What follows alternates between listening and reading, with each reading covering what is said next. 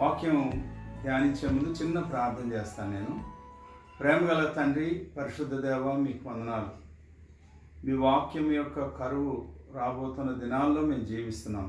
ఈ దినం మమ్మల్ని మీ వాక్యంతో పోషించమని, మా ఆత్మలకు క్షమాభివృద్ధి దయచేయమని వేడుకుంటున్నాం. ప్రభా, వాక్యం వింటూ మిమ్మల్ని ఆరాధించే అనుభవంలోకి మమ్మల్ని నడిపించమని యేసు ప్రభు పరిశుద్ధ నామంలో ప్రార్థిస్తున్నాం తండ్రి, ఆమేన్. ప్రియులారా, మత్తయి సువార్త 16వ అధ్యాయంలో యేసు ప్రభు వారు తన శిష్యులను ఒక చాలా వింతైన ప్రశ్న ఒకటి వేశారు. అప్పటికే ఆయన దాదాపు ఒక 3 సంవత్సరాల నుంచి ప్రజల మధ్యలోనికి వచ్చి చాలా ఉపదేశాలు చేశారు, చాలా అద్భుతాలు సూచక్రియలు చేశారు. సడన్గా ఆయన ప్రశ్న వేశారు. ఏంటి ఆ ప్రశ్న అంటే, మత్తయి సువార్త 16వ అధ్యాయంలో 13వ వచనంలో యేసు ఫిలిప్పుదైన కైసరయ ప్రాంతములకు వచ్చి, మనుష్య కుమారుడు ఎవడని జనులు చెప్పుకొనుచున్నారని తన శిష్యులను అడుగగా, నన్ను గూర్చి ప్రజలు ఏం చెప్పుకుంటున్నారని అడుగుతున్నారు ఆయన. అంటే ఏదో గొప్పగా చెప్పుకోవాలనే ఆలోచనతో ఆయన అడగలేదు, కానీ అసలు ఇన్ని సంవత్సరాలుగా మీ మధ్య జీవించాను, గత దాదాపు 3.5 సంవత్సరాలుగా మీ మధ్య ఎన్నో సూచక్రియలు అద్భుతాలు చేస్తూ ఉపదేశాలు చేశాను, నన్ను గూర్చి ప్రజలు ఏమనుకుంటున్నారని అడిగితే శిష్యులు ఇచ్చిన జవాబు చూడండి. 14వ వచనంలో తన శిష్యులను అడుగుగా వారు కొందరు బాప్తిస్మ ఇచ్చే యోహాను అని చెప్పారు, కొందరేమో ఏలియా అన్నారు, కొందరేమో ఇర్మియా అని లేక ప్రవక్తల్లో ఒకడని చెప్పుకొనిచున్నారని వారు జవాబు చెప్పారు. ఆ విషయాలు ఇప్పుడు నేను మాట్లాడటం లేదు, కానీ వెంటనే యేసుప్రభు వారు శిష్యులను ఒక ప్రశ్న అడిగారు. అందుకు ఆయన, మీరైతే నేను ఎవడనని చెప్పుకొనుచున్నారు అని వారిని అడిగాడు. ఈ ప్రశ్న కూడా చాలా వింతగా ఉంది కదండి. మళ్ళీ ఒక మాట చెప్తాను. 3.5 సంవత్సరాలుగా దాదాపుగా వారు ఆయనతో కలిసి జీవిస్తున్నారు, కలిసి పరిచర్యలో పాల్గొంటున్నారు, ఎన్నో విషయాలు చూస్తున్నారు, ఆయన చెప్పిన వాక్యాన్ని విన్నారు. ఇప్పుడు ఆయన ఏమంటారంటే, వారు ఏదేదో చెప్పారు సరే, కానీ మీరైతే నేను ఎవడనని చెప్పుకొనిచున్నారని వారిని అడిగాడు. ఈరోజు అదే ప్రశ్న మిమ్మల్ని నేను అడుగుతున్నాను. మీరు యేసుక్రీస్తు ఎవరని అనుకుంటున్నారు? దీని గురించి ఇంకా వాక్యంలోకి వెళ్ళక ముందు నేను ఒక చిన్న మాట మీకు చెప్పాలి. ఈరోజు క్రైస్తవులకు ఎంతమందికి ఆ యేసుక్రీస్తు ఎవరు అనేది ఎంతవరకు అవగాహన వచ్చింది? ఆ మాటకు వస్తే ఇది కొంచెం బాధ అనిపించే మాట, కానీ చెప్పాలి తప్పనిసరిగా. చాలామంది సంఘ కాపురులను పిలిపించుకుంటున్నవారు, సువార్థికులను పిలిపించుకుంటున్నవారు, సెలబ్రిటీ స్పీకర్స్ అని పిలిపించుకుంటున్న వారికి యేసుక్రీస్తు ఎవరనేది అసలు వారికి సరైన అవగాహన ఉందా? ఒకవేళ ఇటువంటి సేవకులు కానీ లేకపోతే చాలా సంవత్సరాల నుంచి ఉంటున్న విశ్వాసులు కానీ యేసుక్రీస్తు ఎవరు అనే ప్రశ్నకు సరైన జవాబు చెప్పగలిగే స్థితిలో ఉండి ఉంటే ఈరోజు భారతదేశం యొక్క పరిస్థితి ఈ విధంగా ఉండకపోను. ఈ భారతదేశమే కదా, అన్ని దేశాలు కూడా యేసుక్రీస్తును అందరి దేవుళ్ళలో ఒక దేవుడుగానే ప్రజలు చూస్తున్నారు తప్ప ఆయన ఎవరు అనేది ప్రజలకు అర్థం కాలేదు. వారికి అర్థం కాలేదంటే దాని లోపం ఏంటంటే క్రైస్తవులకే అర్థం కాలేదు. సో అంచేత ఇప్పుడు పేతురు చెప్పిన జవాబు నేను చదువుతున్నాను చూడండి. మత్తయి సువార్త 16వ అధ్యాయంలో 16వ వచనంలో, అందుకు సీమోను పేతురు, అంటే నేను ఎవరినని మీరు అనుకుంటున్నారని అడిగితే ఇస్తున్న జవాబు చూడండి. నీవు సజీవుడగు దేవుని కుమారుడు అయిన క్రీస్తు అని చెప్పాడు. బ్యూటిఫుల్ జవాబు చెప్పాడు. మీకు ఒక విషయం తెలుసో తెలీదో, ప్రభు తర్వాత చెప్పిన మాట ఏంటంటే, పేతురు అంటే ఇక్కడ రక్తమాంసములు అనే మాట, నరులు అనే మాటకి క్రింద మీకు రక్తమాంసములు అని ఉంటుంది. నీకున్న డిగ్రీలు కానీ, నీకున్న చదువు కానీ, నీకున్న లోక జ్ఞానం కానీ, లేక నీకున్న ఏదేదో అనుభవాలు కానీ ఈ విషయాన్ని నీకు అర్థమయ్యేటట్లు చేయలేకపోయే, కానీ పరలోకమందున నా తండ్రి ఈ సంగతి నీకు బయలుపరచబట్టి ఈ విషయాన్ని నువ్వు తెలుసుకున్నావు అంటాడు. ఇవన్నీ మళ్ళా మనం వేరుగా ధ్యానం చేయవలసిన అంశాలు. ఇప్పుడు దాన్ని నేను ఎలాబరేట్ చేయటం లేదు, అక్కడితో ఆపేస్తూ ఉన్నాను. ఆ మధ్య సొంతంగా పేరు పెట్టుకున్న ఒక ఆయన టీవీలో మాట్లాడుతున్నాడు. సొంతంగా ఆయన టైటిల్ ఇచ్చుకున్నాడు. ఏమన్నాడంటే, 21వ శతాబ్దపు అపోస్తలుడు, సంఘ సంస్కర్త అన్నాడు. ఏమో నా మాటలు వింటున్న మీలో కొంతమందికి లేక మీరు కొంతమంది ఆయన ఫ్యాన్స్ ఏమో, నాకు ఆ విషయం తెలియదు. మీరు ఒకవేళ మనసు కష్టపెట్టుకోకండి. 21వ శతాబ్దపు సంఘ సంస్కర్త, 16వ శతాబ్దంలో మార్టిన్ లూథరు, 21వ శతాబ్దంలో ఈయన, తర్వాత అపోస్తలుడు, ఇంకేదేదో ప్రవక్త, ఇవన్నీ పెట్టుకుని ఆయన చెప్పిన మెసేజ్ కొంచెం, ఆయన అంటే నాకు అంత పెద్ద అభిప్రాయం లేదు, కానీ ఏం మాట్లాడుతున్నాడో విందామని జస్ట్ అలా విన్నాను.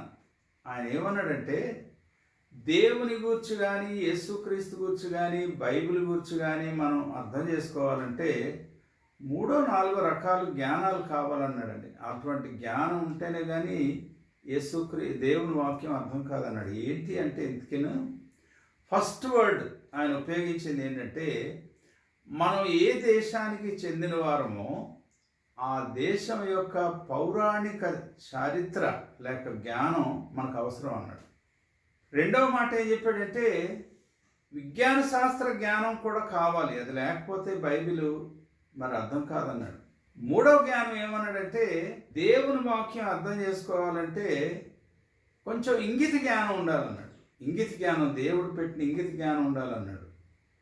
ఫైనల్గా 4వది ఏమన్నాడంటే, ఆయన పుణ్యమాని దేవుని ఆత్మ సంబంధమైన జ్ఞానం కావాలన్నాడు, స్పిరిచువల్ విజ్డమ్ కావాలన్నాడు. అప్పుడు అనుకున్న ఫోన్లే ఆ మాట కూడా ఉపయోగించాడండి. ఎంత విచారకరమైన విషయం అండి.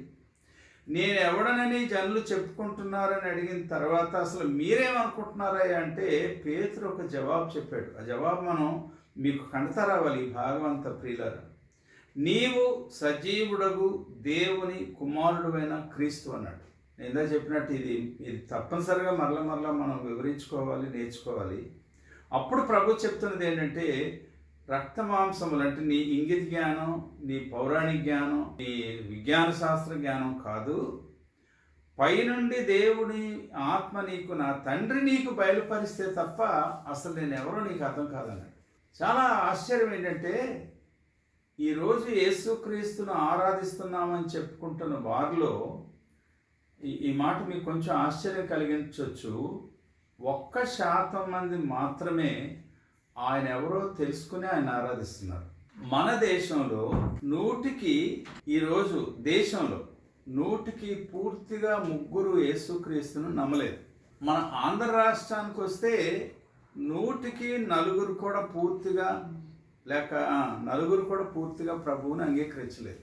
ఇంతకీ ఈ 100కి 2 లేక 100కి 3 నమ్ముతున్నారు అనుకుంటున్నాం, కానీ అవి అధికారిక లెక్కలు, గవర్నమెంట్ ప్రకారం లెక్కలు. అందులో మళ్ళా 1% మాత్రమే యేసుక్రీస్తు ఎవరో సరైన పద్ధతిలో అర్థం చేసుకొని ఆయన్ను రక్షకునిగా అంగీకరించారు. ఈ మాటలు కొంచెం మీలో చాలామందికి డిస్టర్బింగ్గా ఉండొచ్చు. అలాగైతే మరి నాకు విశ్వాసం లేదా, నేను ప్రభువుని అంగీకరించలేదా అని మీరు అనుకోవచ్చు. అలా అనుకోవాలని ఈ మాటలు చెప్తున్నాను. ప్రియమైన దేవుని బిడ్డలారా, A.W. టోజర్ అని ఒక దైవజనుడు నాలెడ్జ్ ఆఫ్ ద హోలీ అనే పుస్తకం రాసేటండి. పరిశుద్ధ దేవుని గురించిన జ్ఞానం అని. ఇంగ్లీష్ వచ్చిన ప్రతివారు ఆ పుస్తకం కొనుక్కొని చదవాలి. మరి ముఖ్యంగా సేవలో ఉన్నవారు తప్పనిసరిగా చదవాలి.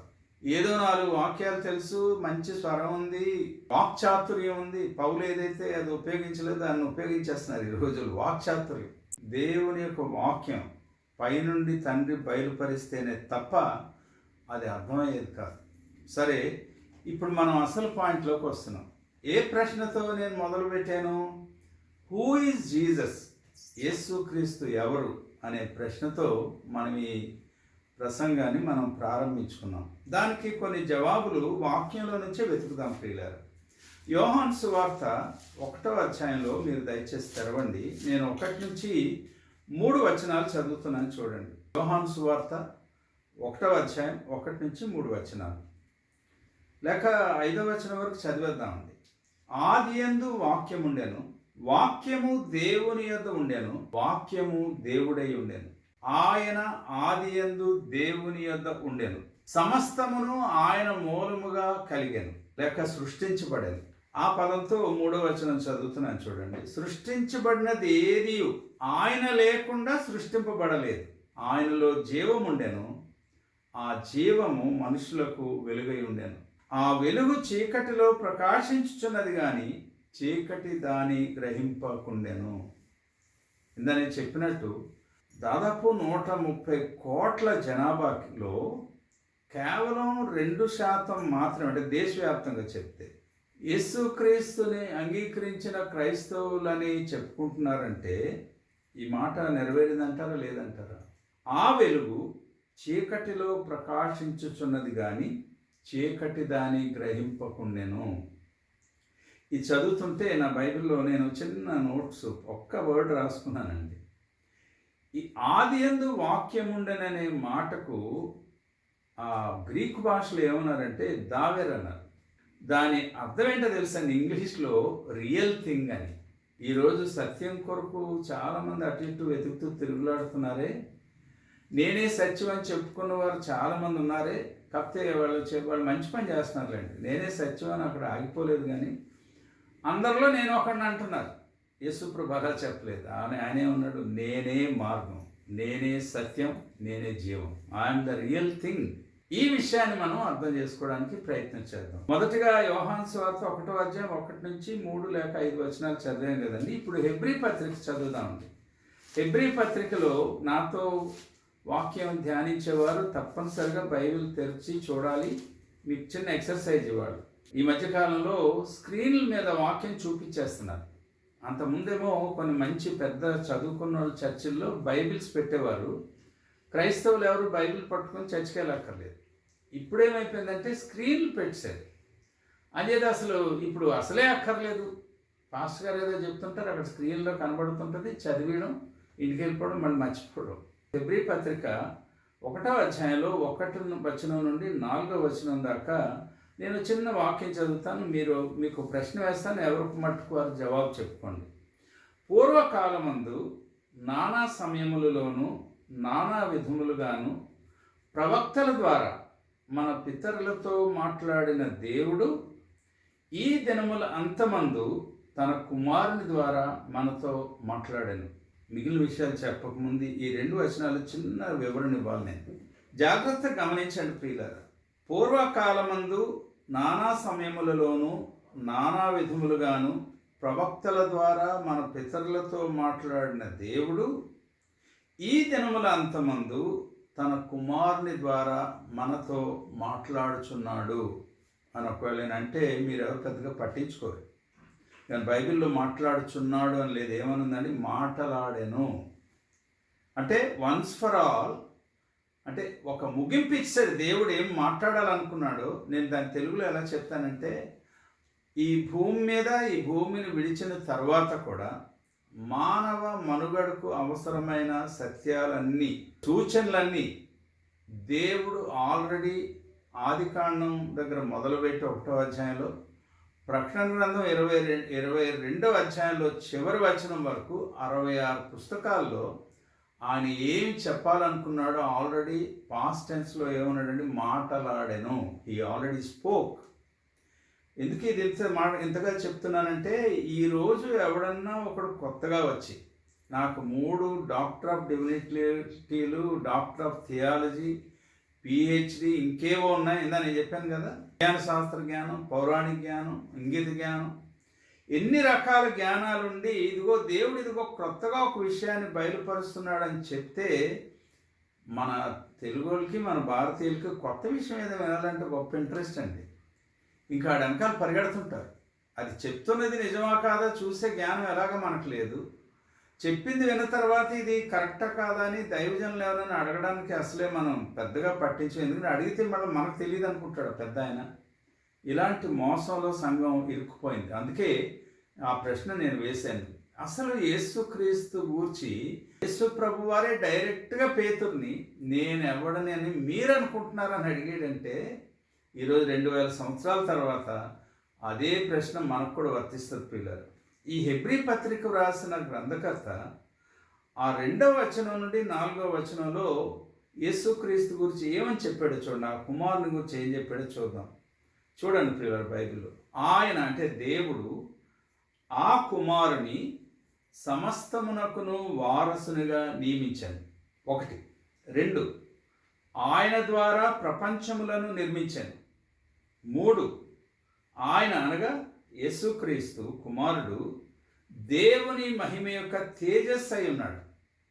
4, ఆయన అంటే దేవుని యొక్క తత్వం యొక్క మూర్తిమంతమై ఉన్నాడు. 5, తన అనగా యేసుక్రీస్తు యొక్క మహత్తు గల మాట చేత సమస్తమును నిర్వహిస్తున్నాడు. 6 విషయం, పాపముల విషయంలో శుద్ధీకరణము తానే చేశాడు. తర్వాత దాని గురించి మళ్ళీ 2 మాటలు చూద్దాం. 7, దేవదూతల కంటే ఎంత శ్రేష్టమైన నామం పొందెనో, అంటే ఎవరు? యేసుక్రీస్తు. మీరు ఫిలిప్పీ పత్రిక 2వ అధ్యాయంలో 6 నుంచి 9 వచనాలు చూస్తే ఈ మాటలు కనబడతాయి. అన్ని నామముల కంటే పైనామం కలిగిన దేవుడు ఆయన. వారికంటే అంటే ఆ దేవదూతల కంటే అంత శ్రేష్ఠుడై వారికంటే హెచ్చుగా. ఫైనల్గా 8వ విషయం, ఉన్నత లోకమందు మహామహుడగు దేవుని కుడిపార్శ్వమున కూర్చుండేది. Praise the Lord. ఎన్ని చెప్పానంటే మీరు ఏం చెప్తారు? ఆల్రెడీ నేను మీకు ఇద్దాం అనుకున్న ఆ సమస్య నేనే చెప్తూ వచ్చాను. 8 విషయాలు. వీటిని ఇంగ్లీష్లో 8 facts, 8 truths about the Lord Jesus Christ అని చెప్తాం. సరే, అది అలా మనసులో పెట్టుకుని ఇప్పుడు చూడండి. ఇంతకీ ఈ యేసుక్రీస్తు ఎవరనే ప్రశ్నకు మొట్టమొదటి విషయం మనం చెప్పాలంటే ఆయన దేవుడు అనే మాట మనకు అర్థం కావాలి. ఎందుకు ఆయన దేవుడు అనేది మనం చెప్తున్నామంటే, మళ్ళీ మనం యోహాను సువార్త 1వ అధ్యాయం 1వ వచనం చూద్దాం. ఈరోజు కొంచెం బైబిల్ అటు ఇటు తిరగేయాలి మీరు. యోహాను సువార్త 1వ అధ్యాయంలో 1వ వచనాన్ని మీరు చూస్తే అక్కడ ఏమనుంది? ఆదియందు వాక్యము ఉండెను. ఏమండి? The real thing was there in the beginning అని ఉంది. Praise the Lord. ఆ వాక్యం ఎవరు? మీరు 14వ వచనం చూస్తే ఆ వాక్యము అంటే ఆ రియల్ థింగ్ ఇప్పుడు ఏమయ్యాడైనా శరీరధారి అయి, ఏమండి, కృపా సత్య సంపూర్ణుడుగా మన మధ్య నివసించాను. ఎవరైనా ఈ శరీరధారి అయిన ఆయన? యేసుక్రీస్తు. అర్థమైందండి? సో ఆయన చేత యేసుక్రీస్తు ఆది యందు ఉన్నాడు. మీరు మీ అందరి బైబిల్లో ఆదికాండం 1వ అధ్యాయం ఉందండి. మాకు ఒక అన్నయ్య ఉండేవారు, సీనియర్ మంచి దైవజనుడు. ఆయన మాతో స్పిరిచువల్ జోక్ చెప్పేవాడు.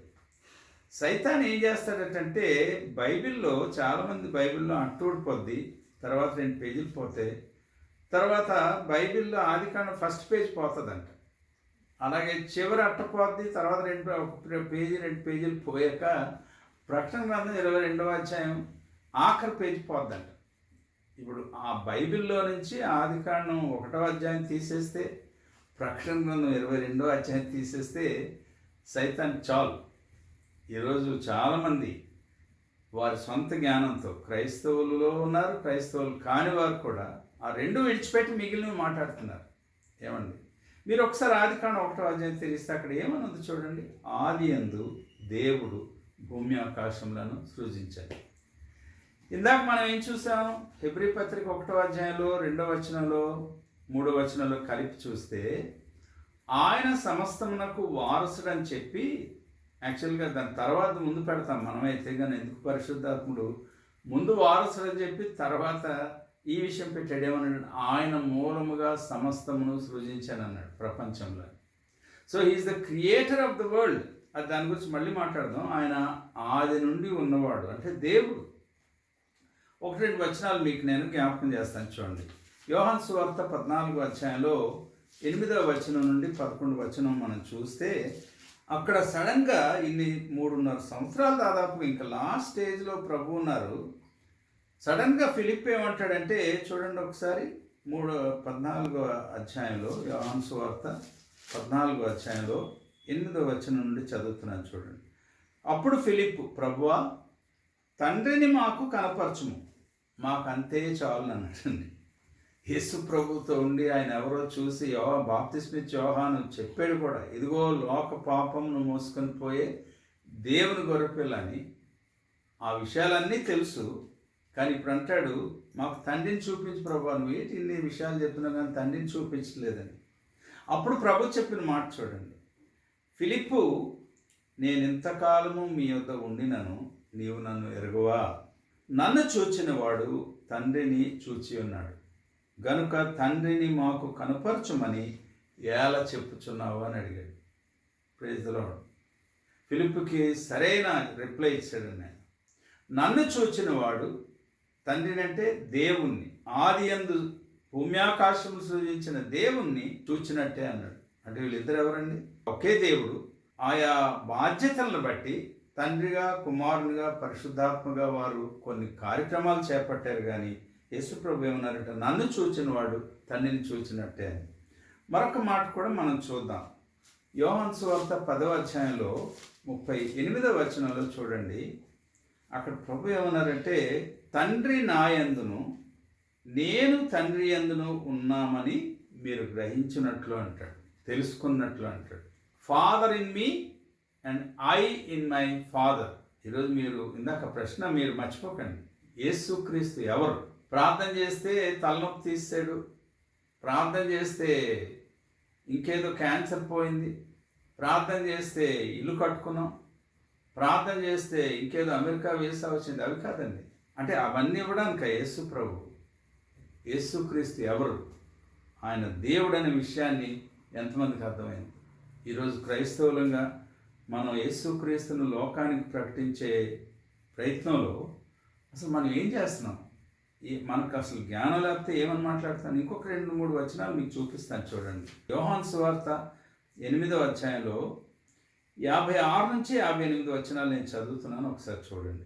యోహాను సువార్త 8వ అధ్యాయం 56 నుంచి 58 వచనాలు. మీ తండ్రి అయిన అబ్రహాము నా దినము చూతునని మిగుల ఆనందించాను, అది చూచి సంతోషించాను. ఎవరితో మాట్లాడుతున్నాడు ఆయన? యూదులతో. ఆయన యూదుడే, కాకపోతే యూదులంటే వాళ్ళ అబ్రహాం సంతానం. వారికి ఆ ధర్మశాస్త్రం తెలుసు, ఆదికాండం తెలుసు, చరిత్ర అంతా తెలుసు, వాళ్ళకి ప్రవక్తలు తెలుసు.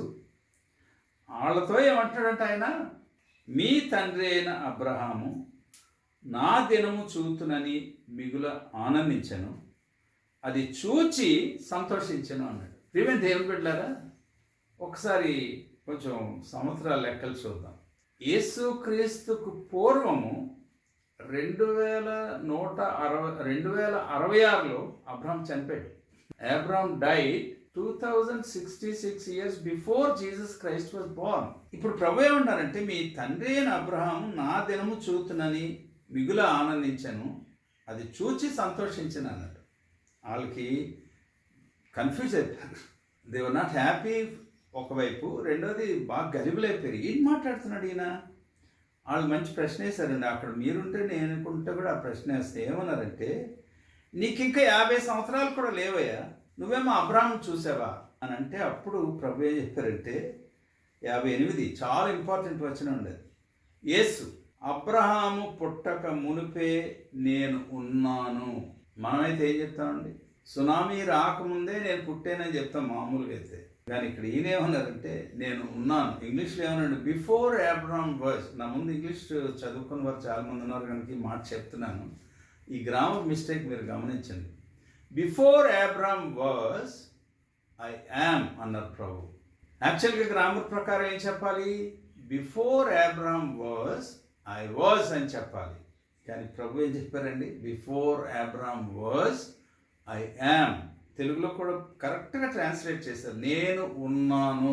మోషేతో మాట్లాడినప్పుడు నిర్గమకాండంలో 3వ అధ్యాయంలో 14వ వచనంలో నీ పేరేంటని దేవుడిని మోషే అడిగినప్పుడు నేను ఉన్నాను, ఐ యామ్ అన్నాడు దేవుడు. ఇప్పుడు అదే పేరు ఏం చెప్పుకుంటాడు అంటే వీళ్ళిద్దరు ఎవరండి? They are not 2 persons but they are one God. ఆ విషయాన్ని మీరు గమనించాలని మీకు మనం చేస్తున్నాం. అలాగే కొలస్సీ పత్రిక 1వ అధ్యాయంలో 15వ వచనంలో, కొలస్సీ పత్రిక 1వ అధ్యాయంలో 15వ వచనంలో పౌలు ఏమంటాడంటే ఆయన అనగా యేసుక్రీస్తు అదృశ్య దేవుని స్వరూపి అయి సర్వ సృష్టికి ఆది సంభూతుడై ఉన్నాడు. యేసుక్రీస్తు అదృశ్య దేవుని స్వరూపి అయి, డూప్లికేట్ కాదండి, జెరాక్స్ కాపీ కాదు, అదృశ్య దేవుడు ఆయన. ఎక్కడున్నాడు? ఆది సంభూతుడై ఉన్నాడు. మరొక మాట చెప్తాను. పేతురు రాసిన మొదటి పత్రిక 1వ అధ్యాయం 20-21 వచనాలు చూడండి. పేతురు రాసిన మొదటి పత్రిక 1:20-21 ఏమన్నాడంటే, అంటే యేసుక్రీస్తు గురించి మాట్లాడుతూ, ఆయన అనగా యేసుక్రీస్తు జగత్తు పునాది వేయబడక మునుపే కానీ తన్ను మృతులలో నుండి లేపి తనకు మహిమనిచ్చిన దేవుని ఎడల తన ద్వారా విశ్వాసులైన మీ నిమిత్తము కడవరి కాలముల యందు ఆయన ప్రత్యక్షపరచబడెను. యేసుక్రీస్తు ఆయన జగత్తు పునాది వేయబడక ముందే అసలు పునాది వేసింది ఆయన. ఆ విషయాన్ని మీరు గమనించాలని కోరుతున్నాను. సరే, రెండో విషయాన్ని మనం చూద్దాం పిల్లలు. రెండో విషయం ఏంటంటే, యేసుక్రీస్తు సృష్టికర్త. All that was created was not created without him అని. సృష్టించబడినది ఏది ఆయన లేకుండా సృష్టింపబడలేదు. మీరు క్రైస్తవులుగా మీరు నేను గర్వించవలసిన ఒక గొప్ప దేవుడు మనకిచ్చిన భాగ్యం ఏంటో తెలుసా అండి? ముఖ్యంగా ఒక్కసారి విగ్రహారాధన చేస్తూ ఎవరైనా ప్రభువుని నమ్ముకుంటే మారుంటే వారికి పుట్టిన పిల్లలకు వచ్చిన గొప్ప గర్వకారణం ఏంటో తెలుసా అండి?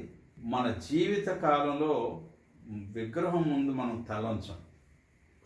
మన చేతులతో మనం సృష్టించిన, మన చేతులతో మనం చెక్కిన, లేక మనం పోత పోసిన ఒక బొమ్మ ముందు మనం తలంచం. ఈరోజు నా మాటలు ఎవరైనా యవ్వనస్తులు వింటుంటే you must feel so proud. మీరు ఆరాధిస్తున్న దేవుడు ఆయన మనుషుల చేతితో సృష్టించబడినవాడు కాడ్. Praise the lord. ఆయన సృష్టికర్త. ఆయన లేకుండా ఏదీ కలగలేదు.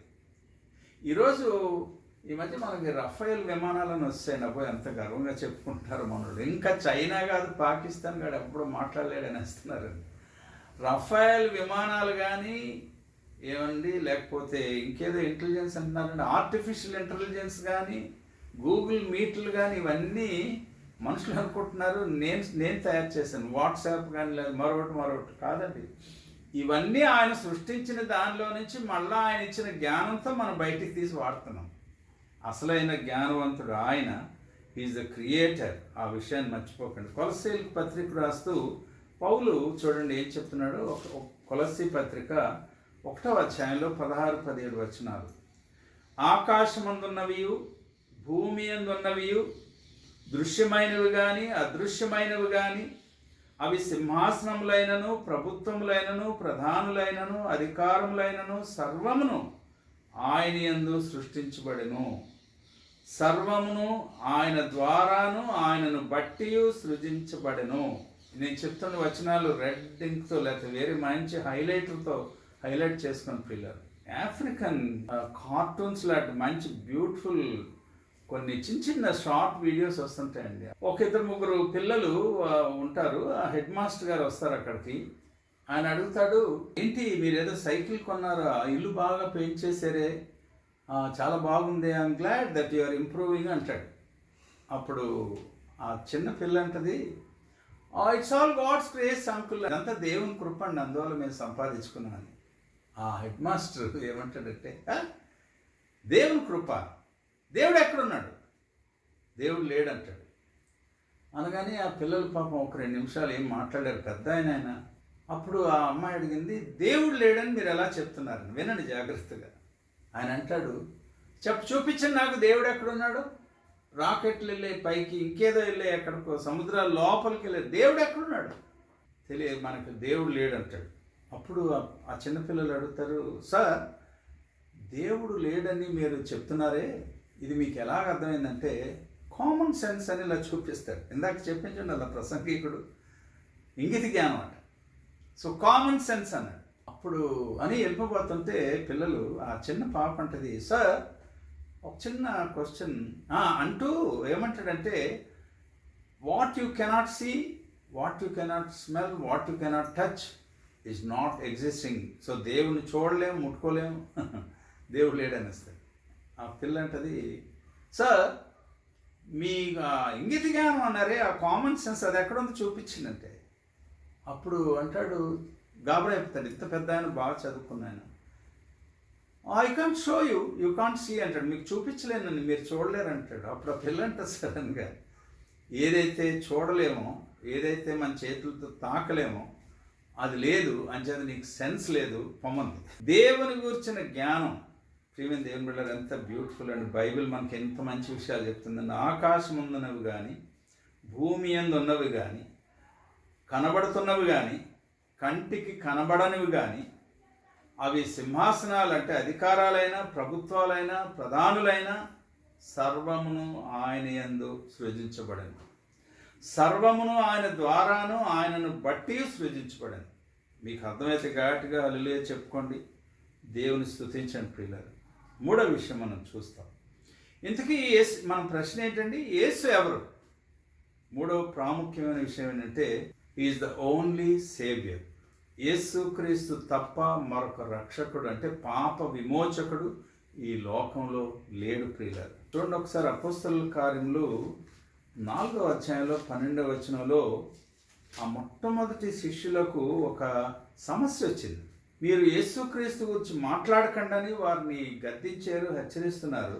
కానీ పేతురు అలాగే ఈ అపోస్తలులు కలిసి వారు ఒక జవాబు చెప్తున్నారు వారికి. 4వ అధ్యాయం 8వ వచనం నుండి ఆఖరిగా ముగింపు ఏమని చెప్పారంటే 12వ వచనంలో, మరి ఎవని వలనను రక్షణ కలుగదు.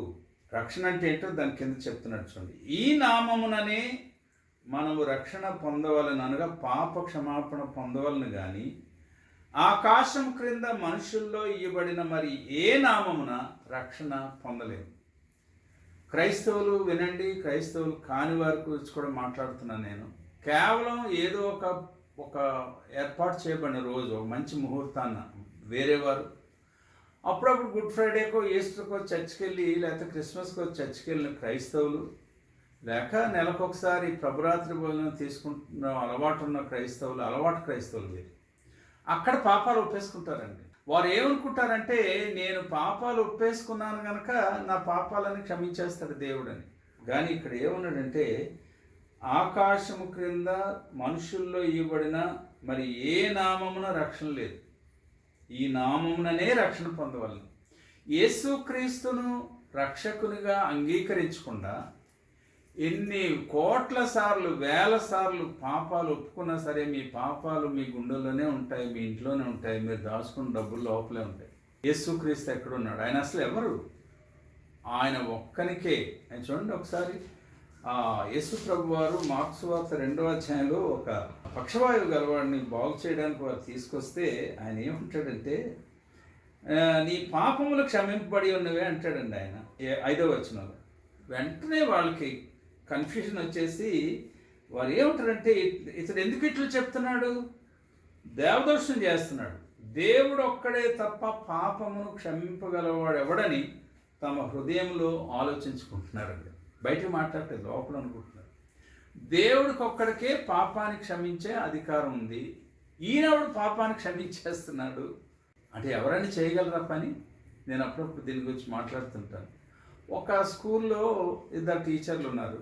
ఓ టీచర్ గారు ఒక అబ్బాయికో లేదా చిన్న అమ్మాయికో చిన్న పనిష్మెంట్ ఇచ్చి ఆ ఎండలో ఒక 10 నిమిషాలు నిలబెట్టారు. ఆ పిల్లడేమో మరొక టీచర్ గారు ఇంటి పక్కింట్లో ఉంటాడు, అది బంధువు.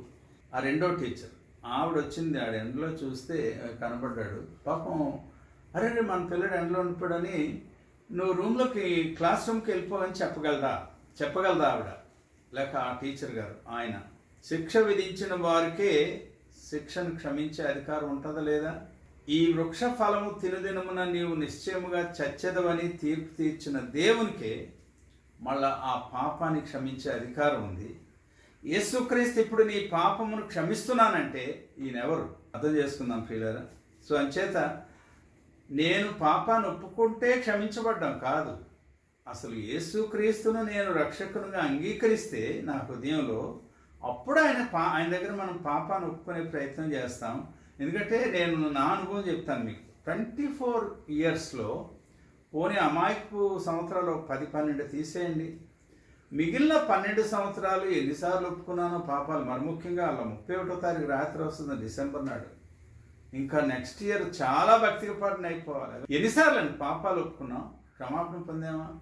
అసలైన క్షమించే యేసుక్రీస్తు దగ్గరకు వచ్చే ఆయన నా ప్రభువుగా రక్షకునిగా అంగీకరించకుండా పెదవులతో నా పాపాలు ఒప్పుకున్నంత మాత్రాన్ని ఏం జరగదు ప్రియులారా. చూడండి ఒకసారి అపోస్తలుల కార్యములు 10వ అధ్యాయంలో 43వ వచనంలో అపోస్తలుల కార్యములు 10వ అధ్యాయం 43వ వచనంలో ఆ పేతురు ప్రసంగం చేస్తూ ఉంటాడు. అందులో ఉపయోగించిన ఒక మాట నేను చదువుతాను చూడండి.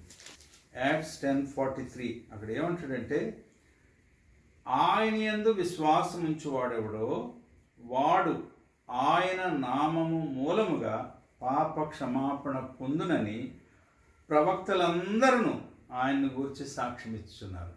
దేవునికి స్తోత్రం. ఆదికాండాన్ని రాసిన మోషే అనే ప్రవక్త, అంటే దేవుని ఆత్మ నడిపింపుతో ప్రత్యక్షతతో రాసిన మోషే అనే ప్రవక్త దగ్గర మొదలుపెట్టి పాత నిబంధన కాలంలో ఆఖరి పుస్తకాన్ని రాసిన మలాకి అనే ప్రవక్త వరకు, అలాగే బాప్తిస్మిచ్ యోహాన్ అనే ప్రవక్త దాకా అందరు కూడా ఏమని చెప్పారని ప్రకటించారండి వాళ్ళు? ఆయన యందు విశ్వాసం ఉంచువాడెవడో వాడు ఆయన నామము మూలముగా పాప క్షమాపణ పొందునని ప్రవక్తలందరూ ఆయన గురించి సాక్ష్యం ఇచ్చున్నారు. ఎందుకు నేను మరీ ఇంత వివరంగా చెప్తున్నానంటే, చాలాసార్లు కొంతమంది పాత నిబంధన వదిలేశారు. ఇప్పుడు కొత్త నిబంధనే మనకి, పాత నిబంధన అవసరం లేదని వారు ఉన్నారు. కానీ పాత నిబంధన అంతా కూడా ప్రవక్తల యొక్క ప్రకటన అంతా కూడా వారి సారాంశం ఎవరి గురించి తెలుసా అండి? They were all pointing out towards the Lord Jesus Christ. Yesu క్రీస్తుని వారు చూపించారు. అందుకనే ప్రకటన 19వ అధ్యాయంలో 10వ వచనం అంటాడు, ప్రవచనముల యొక్క మొత్తం సారాంశం ఎవరంటే యేసుక్రీస్తు. ఆ విషయాన్ని మీరు తర్వాత చూసుకోండి. ఇంకొక మాట చూడండి ప్రియులారా, హెబ్రీ పత్రిక 9వ అధ్యాయంలో 26 నుంచి 28 వచనాలు నేను చదువుతున్నాను చూడండి. హెబ్రీ పత్రిక 9వ అధ్యాయంలో 26 నుంచి 28 వచనాలు. అక్కడ ఏమన్నాడంటే, నేను 2వ భాగం నుంచి చదువుతాను. ఆయన అనగా యేసుక్రీస్తు యుగముల సమాప్తి యందు తన్ను తానే బలిగా అర్పించుకొనుట వలన పాప నివారణ చేయుటకై ఒక్కసారే ప్రత్యక్షపరచబడింది. తర్వాత 28వ వచనం చదువుతున్నాను చూడండి. క్రీస్తు కూడా అనేకుల పాపములను భరించుటకు ఒక్కసారే అర్పింపబడి తన కొరకు కనిపెట్టుకొని ఉండు వారి రక్షణ నిమిత్తము పాపము లేకుండా రెండవసారి ప్రత్యక్షమగు. అంచేత పాప క్షమాపణ యేసుక్రీస్తులోనే దొరుకుతుందనే విషయాన్ని మనం గమనిద్దాం ప్రియులారు. ఎన్ని విషయాలు చెప్పానండి మీకు? ఒకటి, ఆయన దేవుడు. రెండవది, ఆయన సృష్టికర్త. మూడవది, ఆయన రక్షకుడు. నాలుగవది, ఈరోజు దేవునికి మనకు మధ్యవర్తి ఎవరు? చాలాసార్లు మీరు టీవీల్లో లేక వేరే చోట్ల చూస్తుంటారు. మాట్లాడేవారు ఏమంటారంటే, మీకేమైనా అవసరాలు ఉంటే, ప్రార్థన అవసరాలు ఏమైనా ఉంటే మాకు రాసియండి, మాకు ఫోన్ చేసియండి, లేకపోతే మేము ప్రార్థన చేస్తున్నప్పుడు మీరు టీవీనో లేకపోతే మరోదాని ఫోన్ను ముట్టేసుకోండి, ఆన్లైన్లో స్వస్థతలు అయిపోతాయని చెప్తున్నారు. మోసగాళ్ళు వారు. వాక్యం ఏం చెప్తుందో ఒకసారి చూద్దాం పిల్లలు. దేవునికి మనకు మధ్యవర్తి ఎవరు? దేవుడు ఒక్కడే. దేవునికిని నరులకును మధ్యవర్తి ఒకడే, ఆయన క్రీస్తు యేసును నరుడు. నువ్వు యేసుక్రీస్తు ద్వారా దేవుని సమీపించడానికి దేవుడు ఒక మధ్యవర్తిగా ఆయన నీ లోకాన్ని పంపించాడు. చూడండి, రెండవది మరొక వచనాన్ని చూపిస్తాను మీకు. యోహాను రాసిన మొదటి పత్రిక 2వ అధ్యాయం 13వ వచనం చదువుతున్నాను చూడండి. ఎంత గొప్ప ప్రావిజన్ దేవుడు మనకి ఇచ్చాడో వాక్యంలో చూస్తాం. యోహాను రాసిన మొదటి పత్రిక 2వ అధ్యాయం 1వ వచనం. నా చిన్నపిల్లలారా, మీరు పాపము చేయకుండుటకై ఈ సంగతులు మీకు రాయిచున్నాను. ఎవడైనను పాపము చేసిన ఎడల నీతిమంతుడైన యేసుక్రీస్తు అను ఉత్తరవాది లేక ఆదరణకర్త తండ్రి యొద్ద మనకు ఉన్నాడు. ఎంత బ్యూటిఫుల్ అండి. ఇంగ్లీష్లో ఉత్తరవాది అనే పదానికి వాడిన పదం ఏంటంటే అడ్వకేట్ అన్నారు.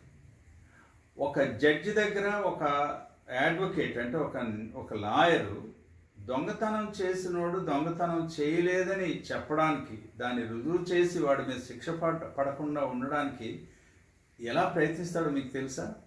వీడు నిజంగా దొంగ అయినా సరే ఆ లాయర్ యొక్క ప్రావీణ్యతను బట్టి, ఆయన మాట్లాడిన విధానం బట్టి వాడికి శిక్ష పడదు కొన్నిసార్లు. నాకు తెలుసు కొంతమంది అలాంటి వాళ్ళు. అట్లీస్ట్ నేను నా లైఫ్లో ఇద్దరిని చూసాను అలాంటి వాడు. భయంకరమైన శిక్ష పడవలసిన ఇద్దరు యవనస్తులు వారు తప్పించుకుని బయటకు వచ్చారు. ఎవరి వల్ల? లాయర్ గారి వల్ల. ఆయన దగ్గరికి వెళ్తే చాలు, ఆయన ఆశ్రయిస్తే చాలు, మన కొరకు విజ్ఞాపన చేశాను. దాని గురించి హెబ్రీ పత్రికలో కూడా ఒక్క మాట చదివి ఇంకా వెళ్ళిపోతాం ముందుకు. 7వ అధ్యాయంలో 25వ వచనం హెబ్రీ పత్రిక. ఈయన అనగా యేసుక్రీస్తు తన ద్వారా దేవుని యొద్దకు వచ్చువారి పక్షమున విజ్ఞాపనం చేయుటకు నిరంతరము జీవించుచున్నాడు. గనుక వారిని సంపూర్ణంగా రక్షించుటకు శక్తిమంతుడైనాడు. యేసుక్రీస్తు తన ద్వారా దేవుని యొద్దకు వచ్చి వారి పక్షమును విజ్ఞాపన చేసేవాడు. Praise the lord. ఆయన మధ్యవర్తి, ఆయనేమో అడ్వకేట్, ఆయన మన కొరకు విజ్ఞాపన చేసే హై ప్రీస్ట్ అండి. చాలండి, ఇంక నేను ఎవరి దగ్గరకు వెళ్ళి నా కోసం ప్రార్థన చేయని అడగక్కర్లేదు. నా ప్రార్థన దేవుడు వినడేమో అనవసరం లేదు. ఆయన దగ్గరికి వెళ్తాం, ఆయనతో చెప్పుకుంటాం, ఆయన నామంలో ప్రార్థన చేస్తాం. దేవుడు ఎంత అద్భుతాలు చేస్తాడు. ఫైనల్గా ప్రియులారా, చివరి విషయం, ఆయన ఒక దినాన్న ఒక తీర్పరగా న్యాయాధిపతిగా రాబోతున్నాడు. అపొస్తలుల కార్యములు 10వ అధ్యాయం 42వ వచనం చూడండి. అక్కడ ఏమన్నాడంటే, ఒక మంచి ప్రసంగం, పేతురు ఒక బ్యూటిఫుల్ సువార్త ప్రసంగం. నా మాటలు ఒకవేళ ఎవరైనా సేవకులు వింటున్నట్లయితే మీరు ఒకసారి అపొస్తలుల కార్యములు 10వ అధ్యాయం 34 నుంచి 43 వరకు తప్పనిసరిగా చదవండి, ధ్యానం చేయండి. బ్యూటిఫుల్ సువార్త చెప్పచ్చు.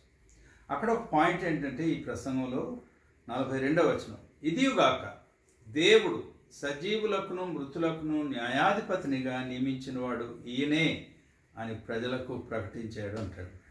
ఇది నన్ను గమనించాను ప్రియులారా. ఒకసారి చిన్న గొర్రెపిల్ల లాంటి స్వభావంతో తన ప్రాణాన్నే బలిగా అర్పించడానికి వచ్చిన యేసుక్రీస్తు ఆయన సమాధిలోకి వెళ్ళి తిరిగి లేచి తనను మధ్యవర్తిగా పెట్టుకొని, తనను అడ్వకేట్గా, ఉత్తరవాదిగా పెట్టుకొని, తనను ప్రధాన యాజకునిగా ఆశ్రయించి ఎవరైతే ఆశ్రయిస్తారో వారికి ఎలాంటి క్షేమాన్ని ఇస్తాడంటే, ఈ సమస్య వారికి రాదు. ఎవరైతే యేసుక్రీస్తుని అంగీకరించరో వారికి ఏం చేయబోతున్నాడంటే, సజీవులకును మృతులకును, చచ్చిపోయారు, ఇంకా ఎక్కడో ధూళ్ళో గాల్లో కలిసిపోయారు అనుకోకండి, వారందరినీ మళ్ళీ తిరిగి సమాధిలో లేపి న్యాయాధిపతిగా, అంటే జడ్జిగా ఆయన రాబోతున్నాడు అనే విషయం అక్కడే కాదు. దయచేసి ఆఖరిగా ఈ ఒక వచనం చూసి మనం ముగిస్తాను చూడండి. ప్రకటన గ్రంథం 20వ అధ్యాయం, ప్రకటన 20వ అధ్యాయం నేను చదువుతున్నాను చూడండి. 11వ వచనంలో, మరియు ధవళమైన మహాసింహాసనమును దాని యందు ఆసీనుడై ఉన్న ఒకనిని చూచితిని. భూమి ఆకాశములు ఆయన సముఖము నుండి పారిపోయాను, వాటికి నిలువ చోటు కనబడకపోయాను. మరియు గొప్పవారేమి కొద్దివారేమి మృతులైన వారందరూ ఆ సింహాసనం ఎదుట, చూడండి, గమనించండి, ఏమంటే గొప్పవారు కానీ కొద్దివారు కానీ మృతులైన వారందరూ కూడా ఆ సింహాసనం ఎదుట నిలిచిండుట చూచితిని. అప్పుడు గ్రంథములు విప్పబడెను, జీవ గ్రంథమును వేరొక గ్రంథము విప్పబడెను. ఆ గ్రంథముల యందు వ్రాయబడి ఉన్న వాటిని బట్టి తమ క్రియల చొప్పున మృతులు తీర్పు పొందిరి. సముద్రము తనలో ఉన్న మృతులను అప్పగించెను, మరణమును పాతాళ లోకమును వాటి వశముననున్న మృతులను అప్పగించెను. వారిలో ప్రతివాడు తన క్రియల చొప్పున తీర్పు పొందెను. 15వ వచనం, ఎవని పేరైనను జీవ గ్రంథమందు వ్రాయబడినట్టు కనబడని ఎడల వాడు అగ్నిగుండంలో పడవేయబడను. ఈ అగ్నిగుండం రెండవ మరణం అనే మాట మనం 14వ వచనంలో చూస్తే ఇది ఎవరూ తప్పించుకోలేము. కానీ యేసుక్రీస్తును ముందుగానే రక్షకునిగా ప్రభువుగా ఎవరైతే అంగీకరిస్తారో, రోమపత్రిక 8వ అధ్యాయం 1వ వచనం నేను చెప్తున్నాను. కాబట్టి ఇప్పుడు క్రీస్తు యేసునందున్న వారికి ఈ శిక్షావిధి లేదు ప్రియులారా. యేసుక్రీస్తు ఎవరు అనే సత్యాన్ని ప్రాపర్గా తెలుసుకొని ఆ ప్రభుని హృదయంలో ఉంచుకొని ఆయనకు లోబడుతూ ఆయన రాకడ కొరకు తిరిగి వస్తున్నాడు. ఆయన తీర్పు తీర్చడానికి ఎవరైతే కనిపెడతారో వారికి శిక్షావిధి లేదు. ప్రార్థన చేద్దాం. పరిశుద్ధమైన తండ్రి, ఈ వాక్యాన్ని దీవించండి. అలవాటుగా వాక్యం వినేసి వెళ్ళిపోవడం కాకుండా ప్రభా, మీ అందు భయభక్తుల్లో జీవించినట్లు ఈ వాక్యాన్ని మా అందరికీ దీవెనగా దయచేయమని నాకు అనుగ్రహించమని యేసు నామంలో ప్రార్థిస్తున్నాను తండ్రి. ఆమేన్. తండ్రి అయిన దేవుని ప్రేమ, ప్రభు అయిన యేసు క్రీస్తు యొక్క కృప, పరిశుద్ధాత్మ దేవుని ఆదరణ, జ్ఞానము, నడిపింపు మనందరికీ తోడైంది. తన వాక్యంలో మనల్ని జీవింపజేయనుగాక. ఆమేన్.